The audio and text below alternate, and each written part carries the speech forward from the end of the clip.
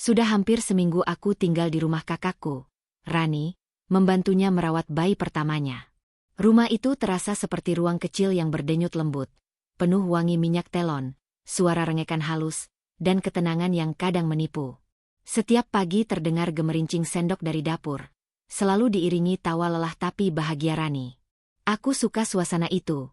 Ada kehidupan baru yang hangat, ada harapan yang begitu polos dalam setiap tangisan kecil bayi. Tapi di sela-sela semua itu, ada sesuatu yang susah kujelaskan. Getaran halus di udara yang membuatku sedikit gelisah. Dimas, suami Rani, selalu tampak sopan. Ia membantu membersihkan botol susu atau menyiapkan air panas tanpa diminta. Namun malam itu, setelah Rani tertidur di kamar bayi, Dimas menatapku sedikit terlalu lama. Bukan tatapan kasar, tapi cukup untuk membuatku sadar telah melewati batas kenyamanan. Aku pura-pura fokus melipat popok di pangkuan, tapi rasa ganjil itu tertinggal seperti sisa aroma kopi di udara. Mungkin aku hanya lelah, pikirku. Tapi bahkan ketika aku mencoba tidur, bayangan tatapan itu masih melekat di benak, seolah menunggu sesuatu yang belum terjadi. Tatapan Dimas malam itu terlalu lama untuk sekadar basa-basi. Setiap malam aku yang berjaga. Rani masih lemah setelah melahirkan, dan aku tak tega membiarkannya terbangun berkali-kali. Biasanya pukul 2 atau 3 dini hari, tangisan kecil itu memecah keheningan. Aku akan bergegas ke kamar bayi, menepuk-nepuk punggung mungilnya, menenangkan dengan nyanyian lirih yang bahkan aku sendiri sudah lupa awalnya dari mana. Di samping tempat tidurku ada baby monitor, benda kecil dengan lampu hijau yang berkedip pelan setiap kali bayi itu bergerak atau mengeluarkan suara. Siaran suaranya sehalus desah napas, setengah menenangkan, setengah membuatku terus waspada. Ketika semua orang tertidur, hanya aku, lampu malam yang temaram, dan suara-suara kecil dari alat itu yang masih terjaga. Ada tawa samar Dimas di ruang televisi sebelum ia juga lenyap ke kamarnya. Ada dengkur halus dari arah Rani. Lalu hanya sunyi. Sunyi yang merayap, menekan dada, dan membuatku mendengarkan setiap bunyi kecil seolah itu pertanda sesuatu. Kadang aku menatap wajah bayi yang sudah kembali pulas, lalu berbisik, "Kau tidak tahu betapa keras dunia ini, Nak." Tapi suara sendiri di tengah malam malah terdengar asing. Aku kembali ke kamar tamu, menyalakan monitor agar tetap terdengar. Suara dengusan bayi di monitor seolah menjaga sekaligus menghantui, pengingat bahwa aku tidak sepenuhnya sendiri, tapi juga tidak benar-benar bersama siapapun. Dalam cahaya redup, aku merasakan campuran antara kasih dan kesepian yang menebal seperti udara lembab menjelang fajar. Malam itu aku terbangun oleh suara ketukan halus dari arah dapur. Awalnya kukira kucing, tapi aroma teh jahe yang hangat memanggil langkahku. Di sana, di bawah cahaya lampu kuning yang redup, Dimas sedang menunggu air mendidih. Ia tersenyum singkat begitu melihatku. "Belum tidur juga?" tanyanya sambil menuang air ke dalam 2 cangkir. Aku mengangguk. Bayi rewel terus. Kupikir, sekalian saja ambil udara. Kami duduk berhadapan di meja yang masih bersisa remahan roti dari sarapan tadi. Suara ketel listrik berhenti, diganti detak jam dinding yang terdengar jelas sekali. Tidak ada yang berniat memecah sunyi, sampai Dimas bicara lagi, suara beratnya menggantung di udara. "Rani berubah setelah melahirkan. Capek," katanya. Kadang aku merasa tidak lagi punya teman bicara. Aku menatap uap teh yang naik pelan, mencoba mencari jawaban yang aman. "Itu wajar, Mas. Dia butuh waktu. Semua ibu baru begitu, kan?" Ia mengangguk, tapi matanya tetap padaku. Aku tahu. Aku cuma ingin didengar. Nada itu rapuh, seperti seseorang yang terjebak di antara penyesalan dan kesepian. Dan di detik itu, aku hampir lupa bahwa ia suami kakakku. Ada sesuatu dalam tatapannya yang menyalakan simpati sekaligus rasa bersalah. Aku buru-buru berdiri, mencari alasan. "Aku harus cek bayi dulu," kataku sambil mengalihkan pandang. Dimas hanya mengangguk, wajahnya kembali tenang, tapi suasananya tak sama lagi.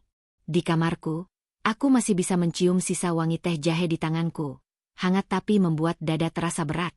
Sejak percakapan malam itu, ada sesuatu yang tidak terlihat tetapi terasa menggantung di antara aku dan Dimas. Tatapannya kini lebih lama dari biasanya, kadang diiringi gumam basa-basi yang seakan tak berarti, tapi nadanya terlalu lembut untuk sekadar sopan santun. Aku berusaha menjaga jarak. Setiap kali Rani meminta tolong mengambilkan sesuatu ke ruang tengah, aku memastikan tak berpapasan dengannya. Aku mengalihkan perhatian sepenuhnya pada bayi, mengganti popok, menyanyi, mencatat jam tidur, apapun agar pikiranku sibuk. Tapi justru di sela kesibukan itu, kegelisahan makin tumbuh. Malam-malam menjadi medan ujianku. Dari monitor di samping tempat tidur, biasanya hanya terdengar suara napas bayi, kadang rengekan halus. Tapi belakangan, suara-suara lain ikut datang. Bunyi langkah, pelan, menahan napas, melewati koridor. Suara engsel pintu berdecit. Suara yang terlalu berat untuk dibawa angin. Dari monitor terdengar bunyi langkah, aku tahu itu bukan tangis bayi. Aku menahan diri untuk tidak bersuara. Naluri berkata aku harus tenang, menunggu, berpura-pura tak sadar. Tapi darah di nadiku berdegup keras hingga rasanya bisa terdengar lewat alat kecil itu. Ketika akhirnya sunyi kembali, aku baru sadar bahwa kedua tanganku menggenggam selimut terlalu erat. Tidak ada yang masuk, tidak ada yang bicara. Hanya sensasi seperti sedang diawasi dari balik kegelapan. Aku menatap lampu kecil monitor yang terus berkedip hijau. Seperti mata mungil yang mengintip, tak tahu siapa sesungguhnya yang sedang dia jaga. Bayi di kamar sebelah, atau aku. Malam itu udara begitu pekat.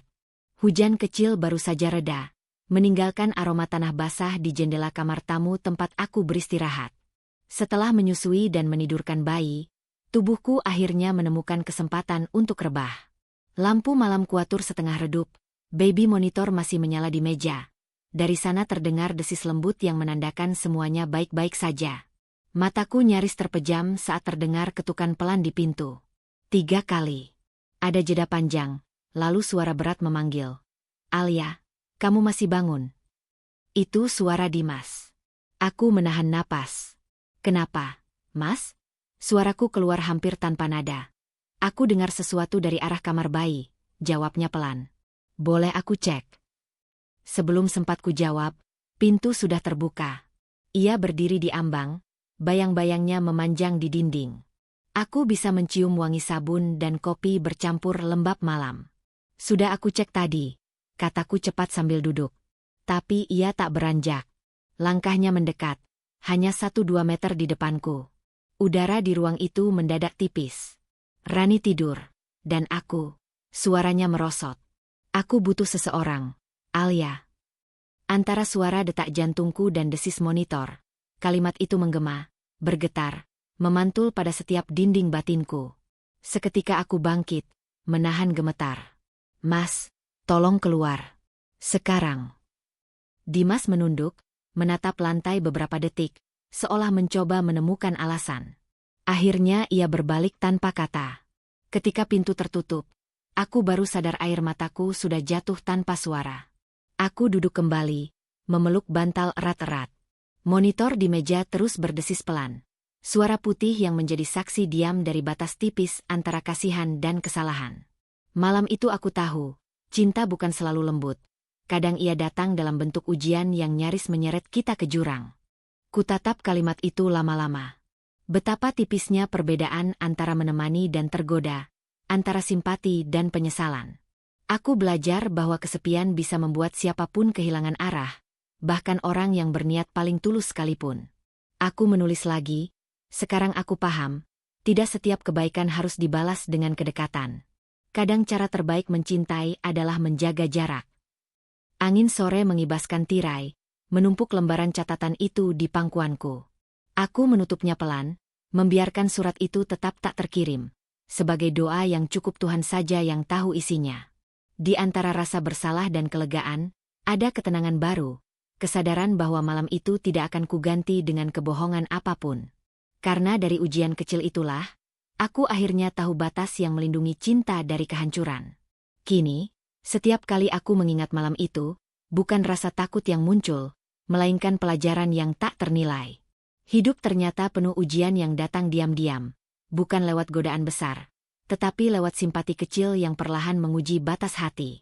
Aku belajar, kesetiaan bukan hanya tentang menolak perbuatan yang salah, tapi juga menjaga pikiran agar tidak tersesat ke arah yang sama. Kadang pengkhianatan tak pernah terjadi secara fisik, tapi di ruang-ruang kecil di hati kita, saat kita membiarkan rasa iba berubah menjadi keinginan untuk dimengerti lebih dari seharusnya. Bagi siapapun yang mendengarkan kisah ini, aku berharap engkau tak menilainya dengan marah, melainkan dengan pengertian. Karena setiap dari kita pernah berdiri di tepi jurang, antara kebaikan dan kelemahan, dan hanya sedikit doa serta keberanian yang memisahkan keduanya. Malam itu mungkin akan selalu menjadi rahasia di antara aku, Rani, dan langit yang menyaksikan. Tapi dari rahasia itu, aku belajar arti menjaga hati, bahkan ketika tak ada satupun yang melihat.